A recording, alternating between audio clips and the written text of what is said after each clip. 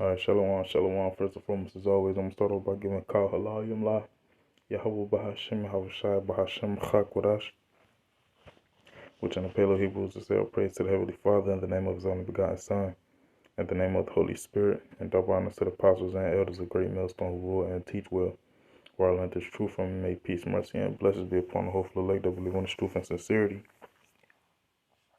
It's your brother Yahweh Khan coming back through the spirit, power, and mercy of Yahweh Bahashim, Yahushai. From the James Cleveland branch, of Lord willing, this be an edifying lesson, quickened through the Spirit.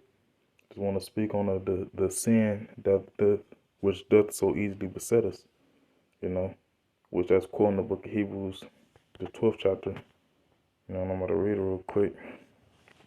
The first verse, it says, "Wherefore, seeing we also are compassed about with so great a cloud of witnesses, let us lay aside every weight." Okay, lay aside, meaning to put aside, ultimately to cast off, which is the every way talk about the different burdens that you may have to deal with according to your lot, according to your cross, which you have to bear. Okay, of course, but also you don't want to let those things weigh you down. You want to let the Lord handle it if it's out of your control, which majority of things are out of our control. So it says, let us lay aside every weight and the sin which doth so easily beset us, and let us run with patience the race that is set before us. And of course, this is a race, and not just any old race, but a marathon, meaning it's lengthy. Okay? And the only way you're going to run a marathon is if you know how to endure. Okay? It's not just 1 mile, it's not 2 miles, not 3, it's not 4, it's not 5. Okay? It's longer than the average person can endure. Okay? So seeing we in this marathon, we got to run with patience, meaning the ability to suffer. Okay, when we go into the word patience, it goes back to your ability to suffer, which not everybody has it. But I want to focus on, it says, and a sin which doth so easily beset us.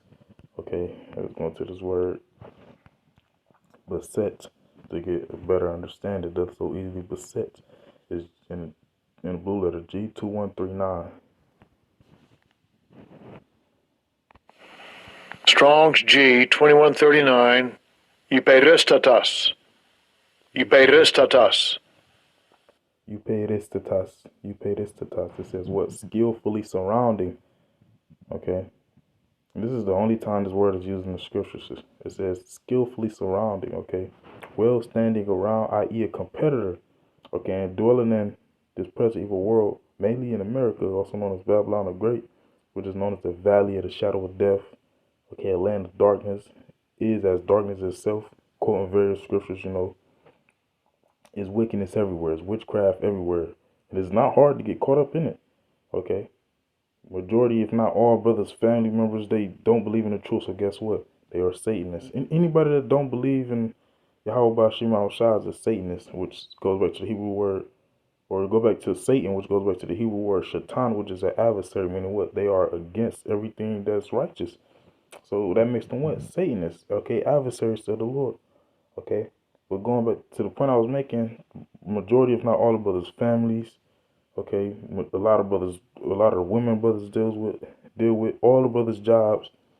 Okay, people you see at the gym, at the grocery store, everywhere you go, they are Satanists. They are against righteousness. Therefore, the sin is always, as it says in the Strong's definition, well standing around. It's always an opportunity to go off. Okay, you could turn on goddamn TV and an ad pop up with goddamn pork or smoking cigarettes or goddamn the alphabet gang member community, okay, or adultery or whatever the case may be. It's everywhere, okay. And if the spirit is not dealing with you, you're gonna go off. That's why we see majority of our people doing the things that they doing in the state that they in. What it says, will standing around, i.e., a competitor, okay, which that's why that's why well Yahweh was speaking, when he was speaking to Apostle Paul, he said, therefore, I run, but not as uncertainly. You got to be, every day you wake up, you put up prayers, okay? When you turn on the lessons, when you reading, when you studying, whatever case may be, you got to have a purpose. Your purpose needs to be to win this competition, okay? To win the competition against the flesh in this present evil world. It says, i.e., a competitor thwarting a racer in every direction, okay? You get attacked from every avenue. It could be the music, it could be what you watch, it could be your woman, it could be at the job, it could be at the gym. The different things I've made mention of, earlier on. These Satan come at you from every direction. That's why I tell you, man, I'm going to read it. Sirach 2:1. My son, if thou come to serve the Lord, how do you serve the Lord? First and foremost, you got to have the one and only true names of the Father and the Son. Which the name of the Father is Yahweh, which means he to be or he exists. The name of the Son is Yahweh Shah, which means he saves or he delivers. You need to have those only true names. That's the first step to serving the Lord. Okay, at that point, your spirit will acknowledge. Okay, then you start to put off the old man and put on a new man. Okay, and you go from there. Okay, you apply what the Spirit tells you, what the Spirit tells you to apply, and do what the Spirit tells you to do. And eventually, you end up teaching if that's your lot, or being the helper, whatever the case may be. This is how you serve the Lord. So when you come to do this, what it says, prepare thy soul for temptation. Now we're gonna go into the etymology of the word for temptation.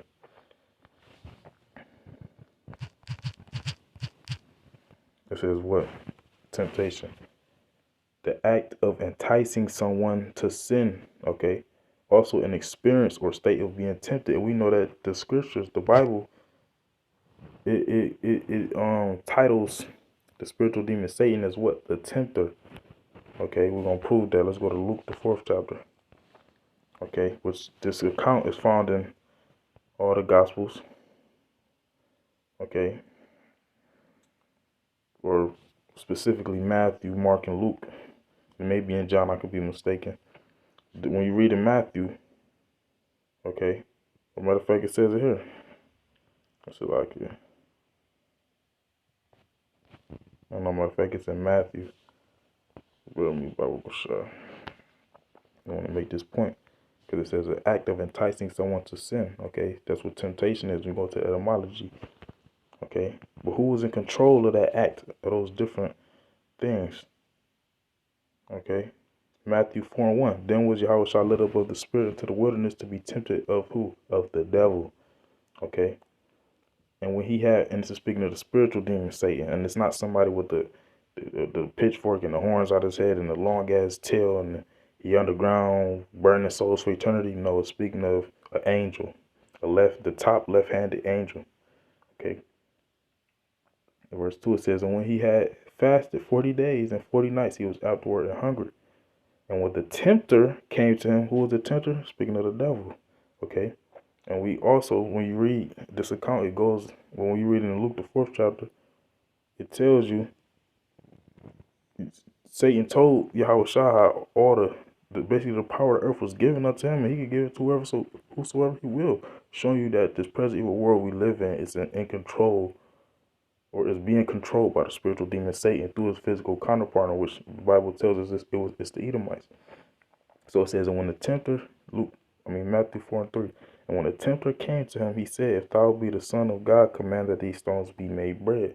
Okay, so he was tempting Yahweh Shah to go off. What did Yahweh Shah do? He was combating with the scriptures, and not only was he quoting them, he was applying them.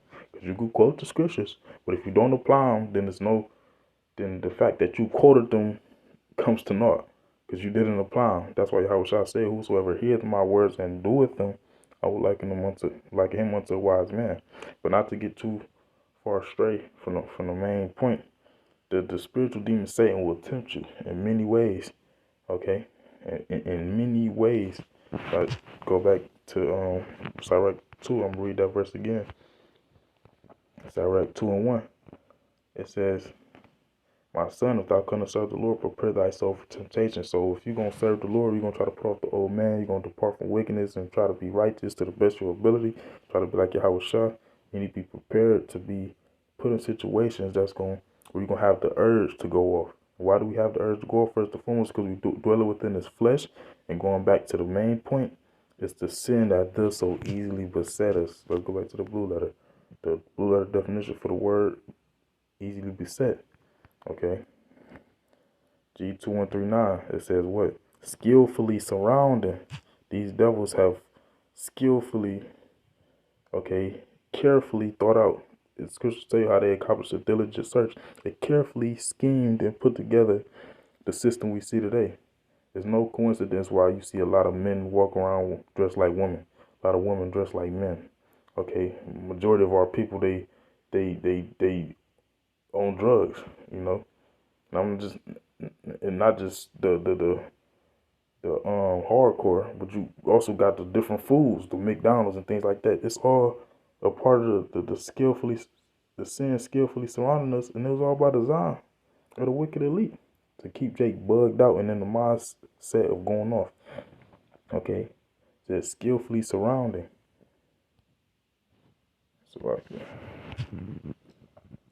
So understanding that, let's go from there.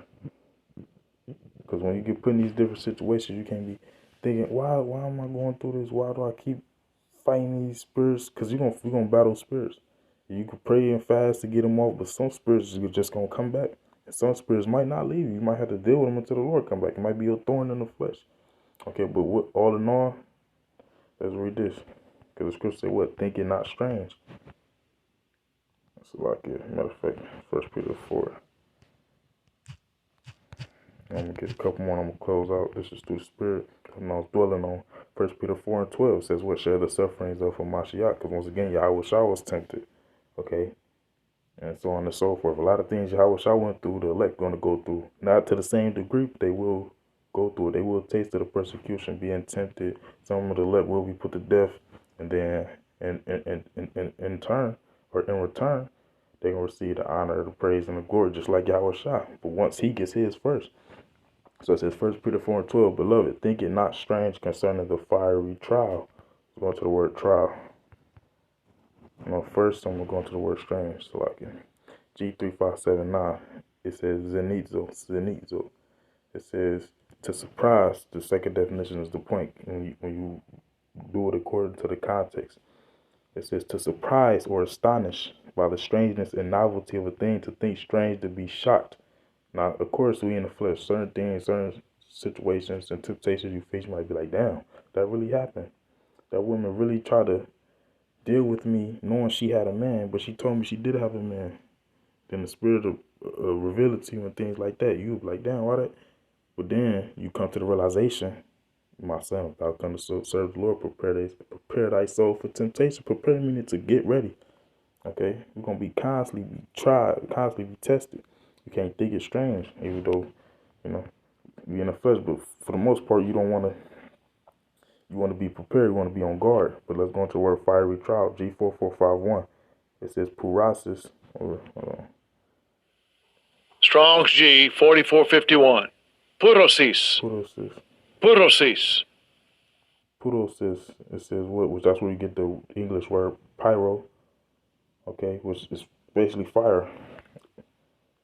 When we go back to the root word is puto, or pyro, is fire. But it says what? A burning. The burning by which metals are roasted and reduced. Okay. It says by a figure drawn from a refiner's fire, calamities or trials that test the character. Because when you face different temptations, that's how the Lord tries you to see if you're a man of the Lord. Okay. Let's go from there real quick, and I'm gonna come back to that. Proverbs is 11. Yep. Proverbs 11 and 3. The integrity of the upright shall guide them. What's the word for integrity? Let's look it up. It's H8538. It's the Hebrew word is thama. Okay, you see integrity, the feminine of tham, which goes back to what? Integrity, completeness, fullness, which ultimately, of course, it says innocence, but it ultimately goes back to sincerity. Okay, to be complete, to be finished, to be at an end. Because that's sincere, because sincere goes back to being pure. I mean, you're not lacking nothing. You have every aspect of the spirit within you. Okay, have a secret motive, a secret agenda, or whatever the case may be. Therefore, you have that integrity, and that's what's going to guide you. Okay, throughout those different temptations and different situations, and even more so in the time of Jacob's trouble. Because Jacob's trouble is synonymous with the hour of temptation. Okay, everybody's going to be tempted once that CHIP, the fulfillment of Revelation 13 and 16 on down, the MOTB is made mandatory underneath the penalty of death. And majority of our people, they don't have integrity. They're not complete within. Okay. They are not whole. Okay. And that's what's going to cause them to be destroyed. Okay. They're going to be failing the test. They're going to be reprobates. But it says Proverbs 11 and 3, the integrity of the upright shall guide them. but the perverseness of transgressors shall destroy them. You see the perverseness, which your perverseness goes back into your mind being distorted to the point where you can't make the right decisions. Why? Because you don't have that completeness. Okay, you're not sincere. Okay, and ultimately you're not the elect. Well, let's go from there to 1 Peter 4:12. It says, Beloved, think it not strange concerning the fiery trial which is to try you, as though some strange thing happened unto you. Okay, because the Lord told us these things would be happening. That's why when you read the first verse of this chapter, it said, Arm thyself likewise with the same mind of Yahushua. Yahushua knew he was going to go through. Okay, and guess what? He prepared himself mentally. He said, I have a baptism to be baptized with, and how am I straight until it be accomplished? I mean, he was constantly dwelling on what he was going to go through. Therefore, that's why he was so austere. Okay, and also that's why he was drinking so much wine. They ended up calling him a wine bibber. Okay, but that's neither here nor there. Let's go from there, and I'm gonna close with this, because the Lord know what He's doing. He proving to see who is His and who's not. Because when you read Revelation 3, matter of fact, I'm gonna read it now because I quoted already. Revelation 3:10. I'm gonna read the KJV, then the NLT. It says, "Because thou hast kept the word of my patience." What is the word of the Lord's patience? Doing His work. Okay, enduring. Okay, showing yourself to be a man of the Lord on camera, breaking down the scriptures right, teaching the correct names, and off camera. Okay, having that godly conversation, got that godly conduct. That's how you keep the word of the Lord's patience. Because his brothers doing these things on and off camera, they suffer. And you know, as I just mentioned earlier, patience goes back to suffer. So it says, because thou hast kept the word of my patience, because you was enduring. Okay, prior to Jacob's trouble. It says, I also will keep thee, and keep means to protect. Okay. So it says, I also will keep thee from the hour of temptation. The Lord is going to protect us from the greatest time of testing, from the greatest time of enticement. People going to be faced with famine. That's going to cause them, that's what's going to entice them to take the CHIP, and they're going to take it. They're going to be enticed with being put to death. That's what's going to entice them. That's what's going to urge them to take the CHIP, and they're going to take it, and so on and so forth. It's going to be different things that's going to be enticing. Okay? But the Lord's going to put the spirit on the elect, on according to whatever situation they is, to endure that until He come and deliver them from it. So it says, I also will keep thee from the hour of temptation which shall come upon all the world to try them that dwell upon the earth. And the NLT says, because you have obeyed my command to persevere, which to persevere means to refuse to stop, basically chasing after something. Okay, matter of fact, let's see, we'll get a quick Google definition for edification's sake. It says what? To continue in the course of action, even in the face of difficulty, or with little or no prospect of success. When it look like you're not even about to succeed, you still do it. Okay, and that's how I look from the outside looking in. Brothers pushing this truth, brothers losing jobs, losing cars, in debt. Okay, then they're getting kicked out, whatever, living situation they got going on, so on and so forth. Okay, but guess what? I mean, Salaki, and it looked like brothers not about to succeed, but guess what? We are about to succeed. That's where the faith kicks in, the evidence of things not seen. Okay, so it says continue. It says to persevere. It says to continue in the course of action, even in the face of difficulty or with little or no prospect of success. Because the Lord could have just gave us the kingdom, but it was, but He wanted to make sure He put every Israelite through the proving process. Just because the Lord know who gonna come out as gold and who gonna come out as silver, just like He know who gonna come out, or who not gonna last in the fire, who gonna be the wood, the hay, so on and so forth. Let's go. Revelation 3:10 and NLT says, because you have obeyed my command to persevere, so because you was willing to continue serving the Lord, even though it looked like you wasn't going to win, it says, I will protect you from the great time of testing. Okay, and it's thinking not strange when you're facing these different situations, because it's happening to the elect just as it's happening to the wicked. You read about that 2nd of the 7th chapter. Okay, and also if I would kept reading 1 Peter 4th chapter, it said, but let none of you suffer as a murderer, or as an evildoer, or a thief, or a busybody in other men's matters. Because suffering and being tested is gonna happen to our nation as a whole, but only the elect gonna endure, only the elect gonna pass the test. It says, I will protect you from the great time of testing that will come upon the whole world to test those who belong to this world. And that's why the Lord is gonna allow this to take place, to prove who belongs to Him and who belongs to this present evil world, who belongs to the spiritual demon Satan. through his physical counterpart Esau, Edom. Okay, and the same thing happened. Okay, prior to us, or when we enter into the Holy Land the first time. Okay, or it's not the same thing, but similar situation. The Lord left nations there to entice us, to tempt us, to prove whether or not Israel was going to stick to his word, okay? Whether or not they was going to serve him. Whether or not they was going to pass the test ultimately. And let's read, it's just the 3rd chapter. I'm going to close with this. Judges 3 and verse 1. Now these are the nations which the Lord left to prove Israel by them, even as many of Israel as had not known all the worlds of Canaan. Because when Israel entered to the Holy Land the first time, the Lord didn't remove, through the Spirit, he didn't allow Israel to remove all the different tribes of Canaan, if you will, all the different Canaanites. And this is why. So he could prove Israel by them. Okay? And it says what? I'm just down to verse 4. It says, and they were to prove Israel by them to know whether they will hearken unto the commandments of the Lord, which he commanded their fathers by the hand of Moses. So that was what? That was an enticement for Israel to sin. The fact that the Lord allowed those Canaanites to still dwell in the land. And what was they doing? They best believe they were still keeping their customs, okay? They were still worshiping their false gods and whatnot. Because what?